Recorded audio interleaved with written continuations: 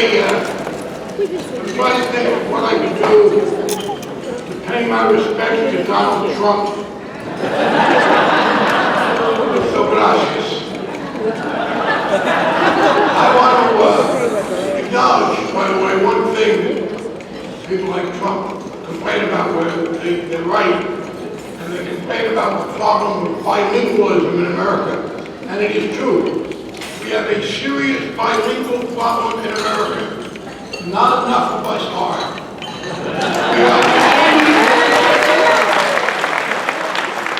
I traveled some as a member of Congress. We are the only country in the world where the average highly educated person only speaks one language. It is a cultural defect, it's an economic defect, and it's an example of how wrong-headed they are. Let me start with immigration. There's a great talk about some illogical situations with the Republicans. Here's one. They like to talk about American exceptionalism, how America is different than every other. One version that bothers me when they announce that they're going to keep bumping the military budget up way beyond what we can afford and still do other things to improve the quality of life. Because God ordained America to be the leader of the world. My question is, since that's probably a fairly recent phenomenon, what was God doing before he settled on America? What was he picked before? But the fact is that America has done well. And we have consistently done better economically over time, as we have been doing since Barack Obama came to office, inheriting the George Bush terrible recession. And we have done much better than the other countries. You know what's different about America? Immigration. Immigrants are a self-selected group of the most energetic, entrepreneurial, risk-taking people. I believe that one of the great advantages America has had is a very simple point. Lazy people do not immigrate. Lazy people stay home.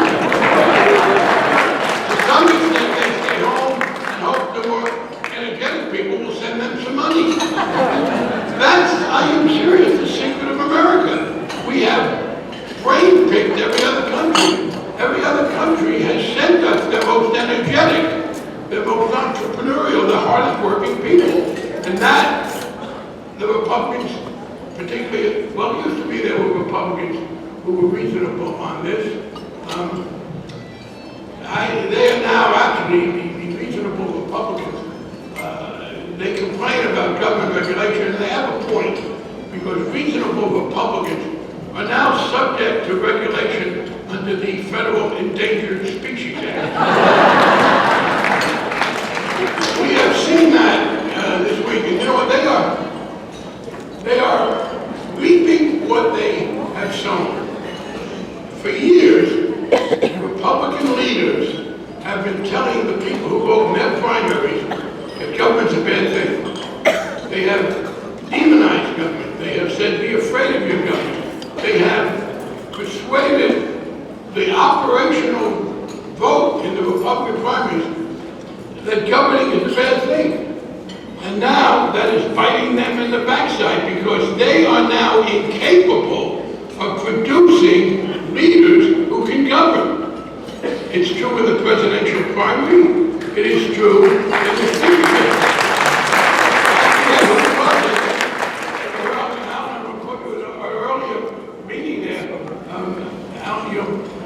Notice that you don't have to be a member of the House of Representatives to be the Speaker.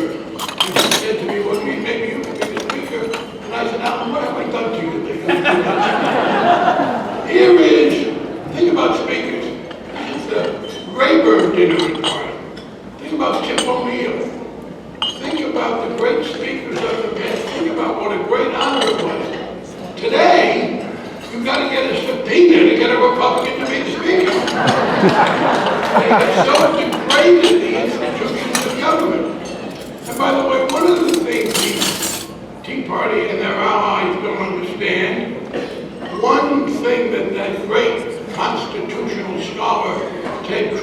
appears to be, is the American Constitution. They have us confused with England. In England, under their form of government, the party that wins the election for the House of Commons on Tuesday is forming the government on Thursday. You go and you kiss the Queen's hand, as opposed to kissing 40 Freedom Caucus rear ends, which is what you have to do now for the Republicans do. Well, that's not the way America was founded. I might have done it differently, although, as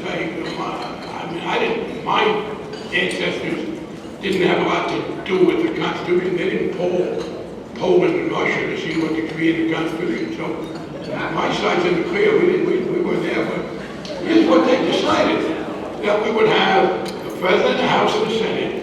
And here's what they forget: presidents are elected for 4-year terms, senators for 6-year terms, representatives for 2-year terms.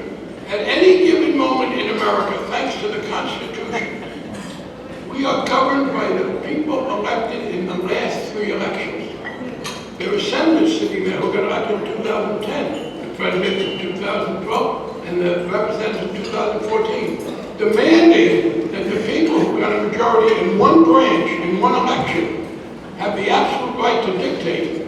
It's a basic misunderstanding of the American Constitution. But what they have done is instill in their people an inability to govern, and I welcome it. First of all, let's be honest, I'm not in office, but I used to say these things when I was. You know, one of the great, people tell little lies. You know, one lie everybody tells, not just politicians. Oh, I don't like to say I told you so. Frankly, I love to say I told you so. Not only do I like to say it, it is one of the few pleasures that gets better as you get older. You can say I told you so without taking a pill before, during, or after you do it. Another one is, I got my friend here, Al Green, who was a great source of strength for me when we do that.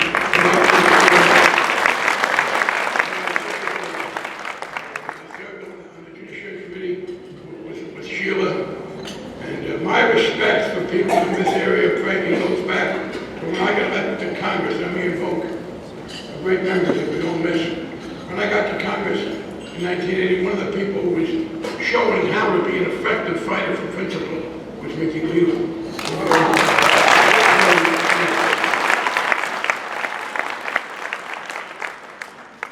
But what we have is a Republican Party that does not understand what you need to do to govern. They have set up a situation where if you have demonstrated skill in making this constitutional system work, and I'm not talking now about liberals and moderates, I'm talking about conservatives.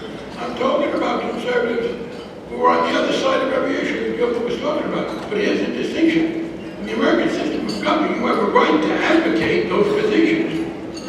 But you do not have a right to insist that if you do not get your way, you shut the business down. And the problem is,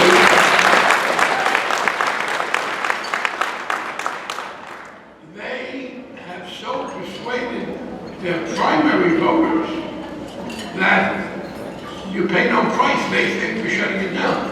And here's what we have. And it was very interesting in what John Boehner and Kevin McCarthy said about running for speaker. Legislators here talked about this with John McGuire and Al and the other, Representative Reynolds, the others don't understand this. One of the things that people don't understand is when legislators elect the leadership, part of the deal is that the leadership gets more power, but they're supposed to protect the members from taking tough votes. You may think that, you get elected to the Texas legislature, the Congress, you're out there to take tough votes. One of the things that people hate to do, people love to, I'll stand up to my enemies, I'll take on my enemies. Please don't ever give anybody credit for announcing that she's going to defy her enemies. Toughness in politics comes when you have to take on your friends. That's when people with integrity have to step up.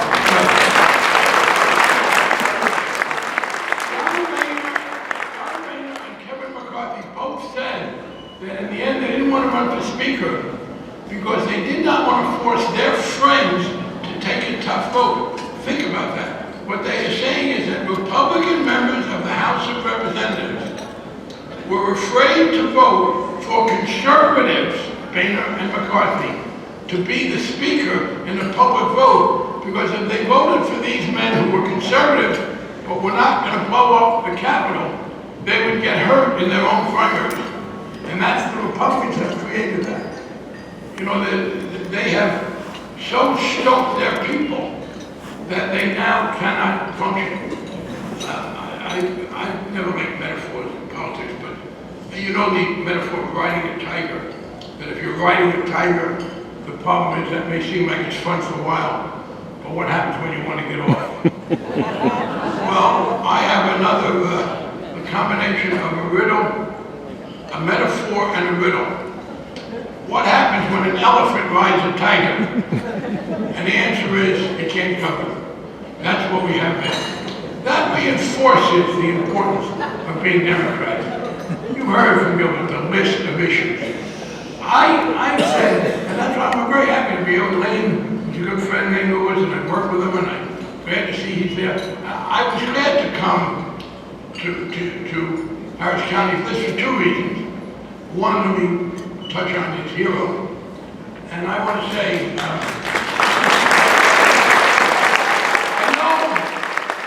know there's a lot of concern being manufactured about the notion that there might be sort of unisex bathrooms. I have a question. I mean, poll people here. This notion that you have to have absolutely separate bathrooms. Did anybody here grow up in a house that had a men's room and a ladies' room? My guess is that most of you grew up in a house with unisex bathrooms and you worked it out pretty good. But to those who predict it's going to be terrible, here's something that I insisted. This is the media's fault. People make predictions of gloom and doom, and then something happens that they predicted was going to cause chaos, and it doesn't. And they don't get called to account. And they go on and may make the same predictions the next time. I got elected to the state legislature in 1972 in Massachusetts. I filed a gay rights bill back then. Filed a couple other things people going to catch up with me on, like legalizing marijuana. But in fact, I filed bills to end censorship on pornography, gay rights, legalize marijuana, a couple other things. At one point, one guy got up and said, I don't understand why that gentleman is going to stop. He's for prostitution. He's for adultery. He's for pornography. He's for marijuana. When is he going to stop? And I got up and I said, Mr. Speaker, I want to reassure my friend that I'm not going to stop until I find something he likes to do.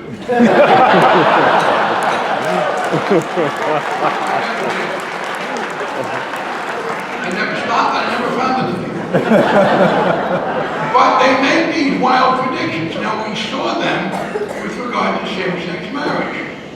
And one of the things that helped with same-sex marriage is that literally none of the predictions of chaos came true. It did not affect heterosexual marriage. It did not affect... I said after a few years in Massachusetts, it was very clear. The only straight people who were affected by same-sex marriage were some people who lived across the street from a couple of lesbians had to buy them a wedding present. You didn't even know what had happened. Well, that's also true with Hero. I began in '72, and I have in that 43 years before I retired. I worked on legislation to prevent discrimination based on race, on sexual orientation, on age, on disability, on ethnicity, and every time we came up with legislation to protect people, people with disabilities, gay and lesbian people, elderly people, every time we were told by the right wing that this would have disruptive social consequences. And the arguments were the same. Oh, we have nothing against those people. But if you give them the legal right not to be discriminated discriminated. In the first place, nobody discriminates against them anyway. We heard earlier, of course, how silly that is. But they also say it will be very disruptive. People will use those rights to assert all kinds of privileges. You know what? In 40 years, I have been watching this closely. None of those arguments have ever been true. And with regard to the transgender issue in Hero, and this notion that suddenly they're going to be guys rushing out to buy dresses, actually, probably if that was really good, you'd buy stock in the company that sold dresses for big and tall, because they're really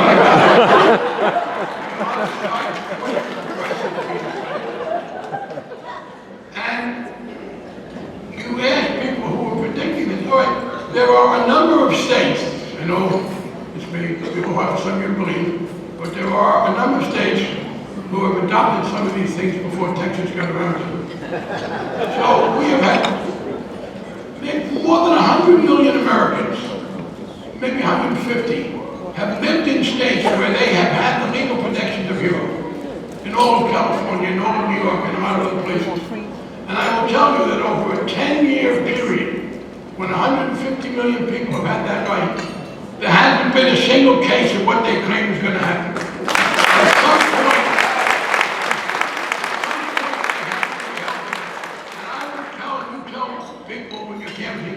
you show me 5 examples of that over the last 10 years, and maybe I'll reconsider, and they won't be able to do it.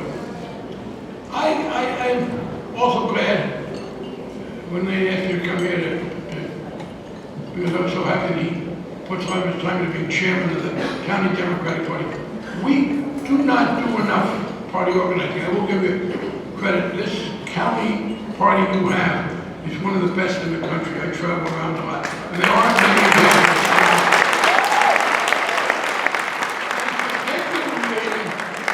It's an example of one way we have frustrated the right wing. I started doing LGBT stuff, as they said, in the 70s. When I started, it was G.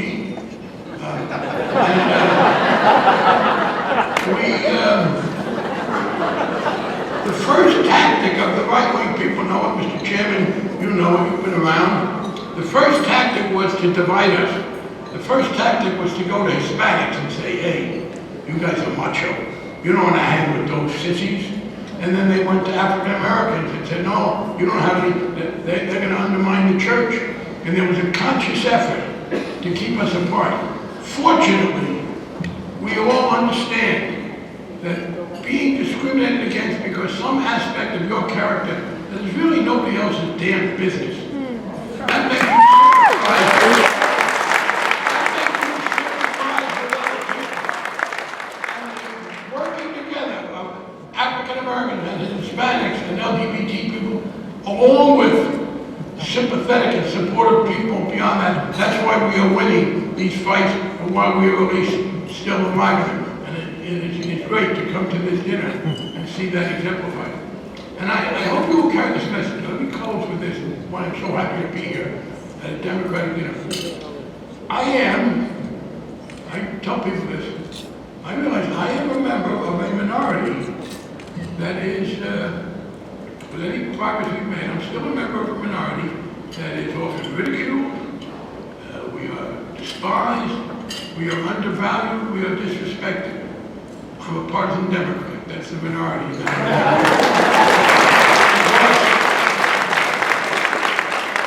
Curiously, it's been fashionable for people who don't follow politics, who don't understand what's happening, to look at Congress. By the way, in 2008, I was chairman of Financial Services Committee when George Bush came to the Congress and basically admitted that they screwed up the economy and we had to help them. And we helped them. The Democrats gave full cooperation with George Bush. People ask me, when did bipartisanship end in America?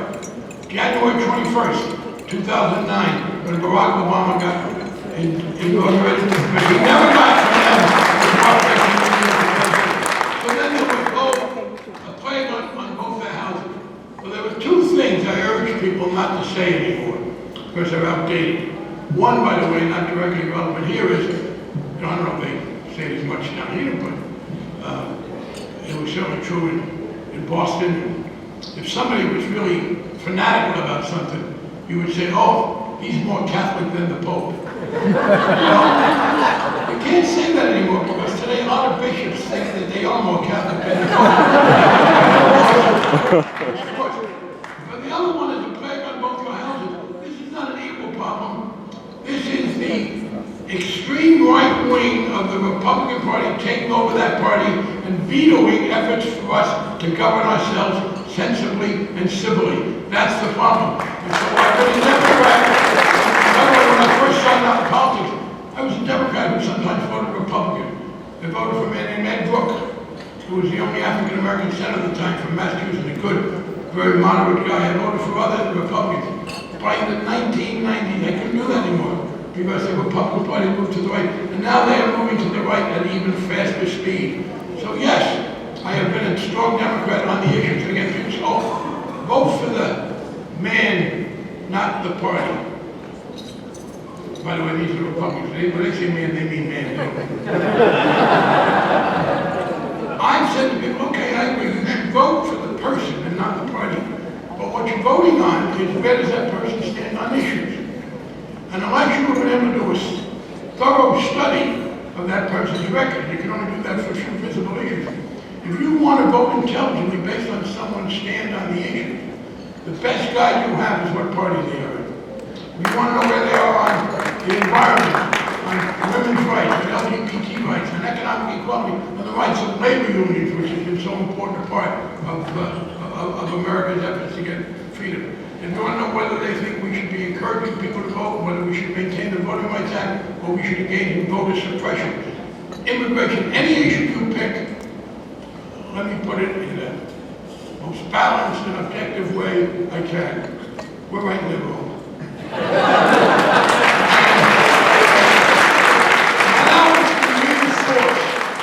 Now it has been reinforced because they are now the party not just of, from my standpoint, resistance to fairness, the party of protecting privilege, the party of opposing fairness and equality. They're the party of chaos. They have now demonstrated that they cannot govern. And I wish that that hadn't been the case. But given that it was the case, I welcome the fact that it's now public. That's what I said before. I welcome the chance to say to a lot of these people who said, oh, why can't you get along? I told you so. How was I supposed to get along with a party that is so savage in its own way? There was a guy named Jimmy Presley, he's a great journalist. He wrote a book about a somewhat odd member of the mafia, living in the mafia, called the Gallo Gang. And he called the book The Gang That Couldn't Shoot Straight. Well, I want to do a new book about the Republicans in the House, and the title is The Gang That Couldn't Even Shoot Each Other Straight. So it has never been easier, I think, on the merits to make our argument. And I am glad to see this crowd of people here. I look forward to us going forward. And again, I wish that we were back in a day where there was a more sensible Republican Party. And I want to see one. And here's what I think is necessary. Here's the way people's house is going to end. Here's how it will end. It will end next year if the Republicans pay a price for this extremism and this chaos. If they don't, they'll keep it up. But what I hope will happen is that they will lose. And after they lose, mainstream conservative Republicans will stop being more afraid of the primary than the final election. They will take back their party, and we can get back to the healthy two-party competition over ideas and over policies that the country deserves. Thank you.